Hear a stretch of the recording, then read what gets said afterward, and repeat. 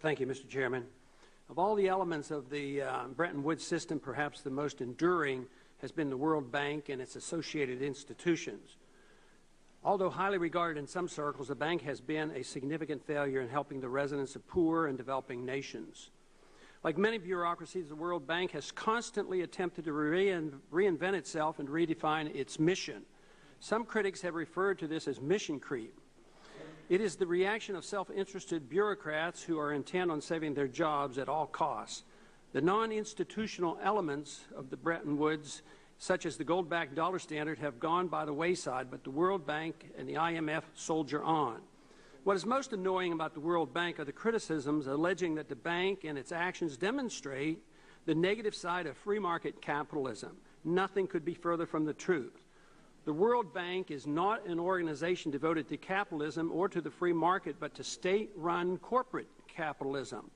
Established and managed by a multitude of national governments, the World Bank promotes managed trade by which politically connected individuals and corporations enrich themselves at the expense of the poor and the middle class.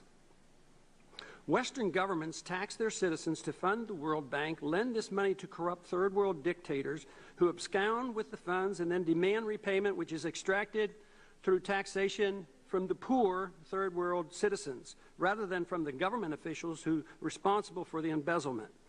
It is in essence a global transfer of wealth from the poor to the rich. Taxpayers around the world are forced to subsidize the lavish lifestyle of third world dictators and highly paid World Bank bureaucrats who don't even have to pay income taxes.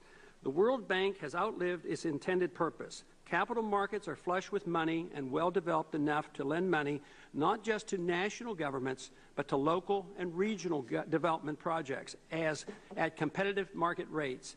In the aftermath of Mr. Wolfowitz's departure, much will be made of the question of his successor, when the questioning